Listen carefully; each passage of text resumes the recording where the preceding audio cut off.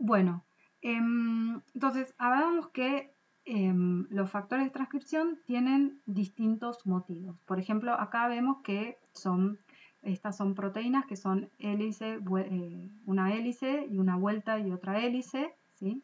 O sea, ¿sí? Esta es la hélice que reconoce el DNA, ¿sí? Y acá hay algunos ejemplos de factores de transcripción.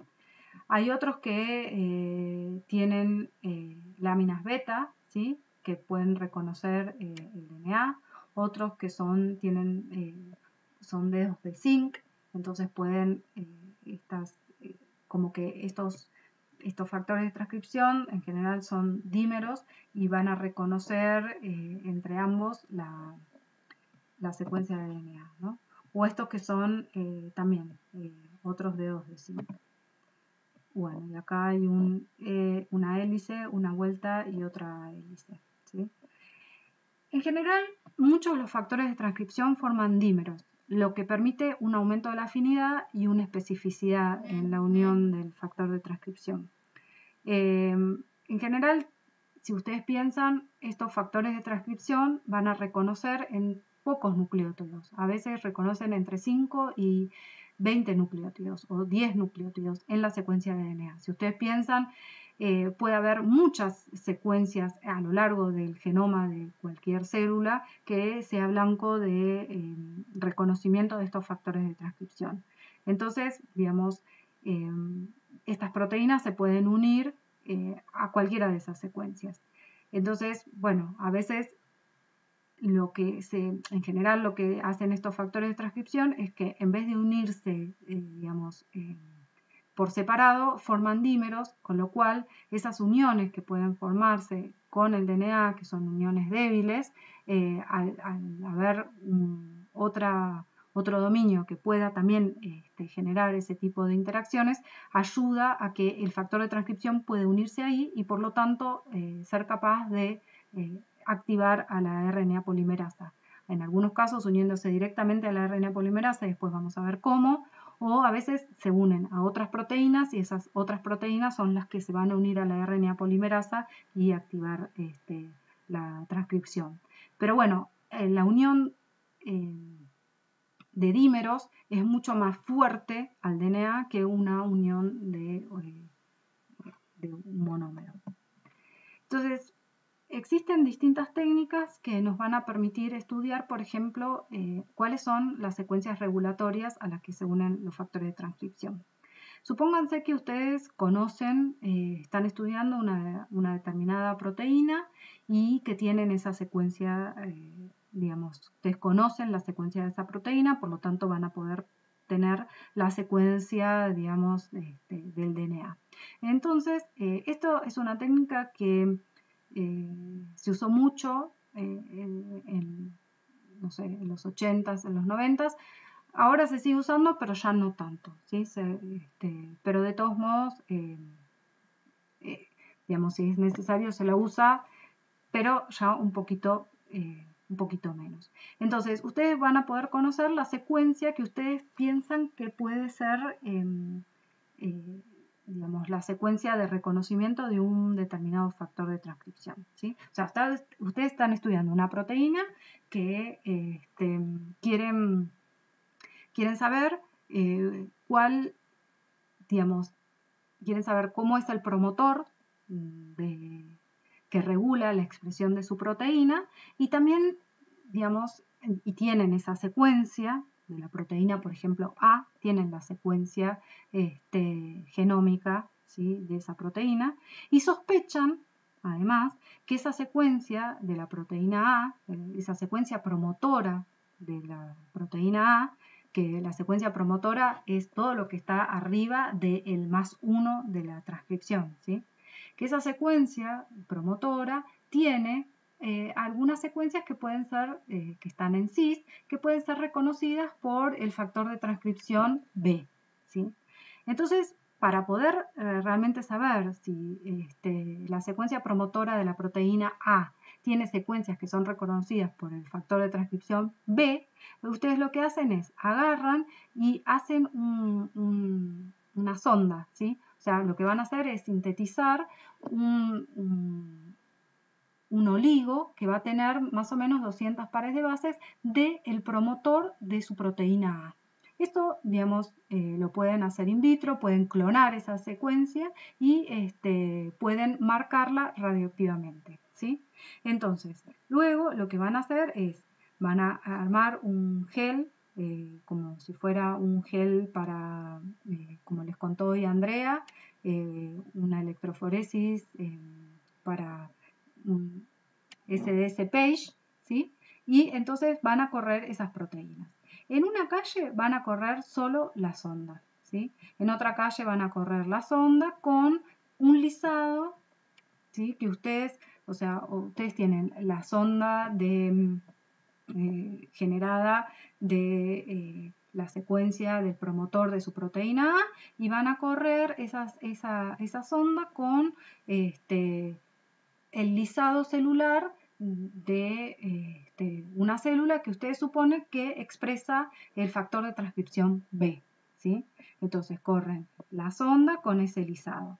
En otra calle van a correr la sonda con un competidor específico de ese factor de transcripción B más el lisado de proteínas. Estas van a correr todas estas proteínas y luego lo van a transferir una membrana y lo van a revelar usando una placa fotográfica, ¿sí?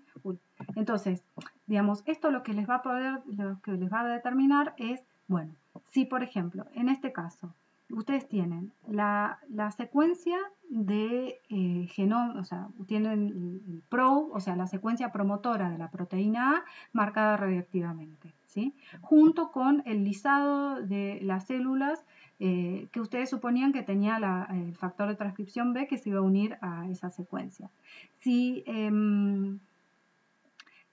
ese factor de transcripción se une a la sonda, ustedes van a poder revelar la sonda por radioactividad. Fíjense que en la primer calle ustedes tenían solo la sonda que está marcada radioactivamente, pero corre mucho más rápido, mucho más liviana, ¿sí? Por eso está más abajo en el gel, pesa menos. Una vez que esta sonda se une al factor de transcripción B, hay un shift, hay un corrimiento de la banda y por eso aparece acá, ¿sí? En el tercer caso, ustedes corrieron la sonda, o sea, la sonda quiere decir la secuencia de la proteína A marcada, junto con el lisado celular que tenía el factor de transcripción B y un competidor específico de este factor de transcripción B, que ustedes sospechan. Todo esto implica que ustedes conocen bastantes cosas o suponen bastantes cosas. Y fíjense, cuando ustedes corren, le agregan un competidor específico, no ven, o sea, ven que la banda marcada radioactivamente corre igual que como si no tuviera ningún factor de transcripción unido, ¿sí? Corre mucho más, tiene menor peso, por eso corre más adelante en el gel. Ahora, si ustedes en la cuarta calle lo que van a hacer es correr la sonda más un competidor que tiene una mutación, con lo cual ese competidor no se puede unir y como tienen las proteínas, tienen factor B, este factor B se va a poder unir a la sonda, a su sitio de reconocimiento y entonces va a haber va a aparecer esta banda. Esta banda lo que implica es que ese factor de transcripción B está unido a la secuencia, digamos, regulatoria de la proteína A, al igual que acá. Y entonces, para poder determinar cuál es la identidad, para estar realmente seguros de que el factor B es el que se está uniendo acá, lo que uno hace es correr en la última calle lisados de la proteína donde está el factor B, la sonda y un anticuerpo que reconozca a la proteína, al factor de transcripción B. Entonces lo que uno ve es que hay un super shift, o sea, un super corrimiento. Esta banda que estaba acá ahora es mucho más pesada porque tiene unidos. Tiene la secuencia, digamos, de regulatoria de la proteína A más el factor B de transcripción B unido más el anticuerpo que reconoce ese factor B unido y esto es lo que genera este super shift, ¿sí? Bueno, espero que les haya quedado claro, si no, me consultan. Y también hay los genes reporteros, que ya les conté en la otra clase de manipulación de DNA y RNA, también nos permiten ver dónde y cuándo un determinado gen se expresa. ¿Por qué? Porque, por ejemplo, uno lo que puede agarrar es, uno tiene una proteína, por ejemplo, en este caso la proteína tiene la secuencia codificante de la proteína X, y arriba, digamos, y río arriba, digamos, de la secuencia codificante, están todas las secuencias de DNA regulatorias que están en cis, ¿sí? Entonces, uno lo que puede hacer es cambiar esta región codificante de la proteína X y ponerle, digamos, puede ponerle una proteína GFP, por ejemplo, una proteína reportera, río abajo de todas estas secuencias, que en definitiva son las que uno va a querer estudiar, ¿sí? Entonces después uno puede ir haciendo, digamos, todo esto se hace a través de distintos clonados, en donde uno clona distintas versiones, va a clonar, en un caso va a clonar solo la zona 3, río arriba de la secuencia de la GFP, en otro caso la zona 2, en otro caso la zona 1, en otro caso la 1 y 2, ¿sí? Y lo que va a hacer es, una vez que clone esto, este vector, digamos, lo va a expresar en una línea celular, ¿sí? O en distintas líneas celulares. Tenemos las líneas celulares de la A a la F. Entonces, luego uno va a poder fijarse, bueno, esta secuencia en cis regulatoria, digamos, ¿dónde hace que esta proteína se exprese? ¿En qué tipo celular hace que se exprese? Bueno, se ve que cuando uno clona solo esta secuencia en cis, ve que esta proteína se expresa solo en la línea B. Cuando uno clona la 2, ve que esta secuencia regula la expresión de esta proteína en estos 3 tipos celulares distintos, ¿sí? Entonces, uno haciendo este tipo de análisis y este tipo de clonados puede ver, digamos, dónde, en qué tipo, en realidad uno lo que se está fijando es, bueno, digamos, cuál de estos tipos celulares tiene los factores de transcripción capaces de reconocer cada una de estas secuencias e inducir la expresión de esta proteína GFP.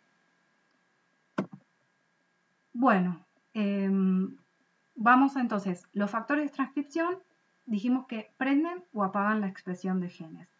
Esto se empezó a estudiar al principio en bacterias, porque como ya sabemos, y se los dije muchas veces, son mucho más simples que los eucariotas, así que ahora vamos a ver un par de ejemplos del control de expresión en procariotas.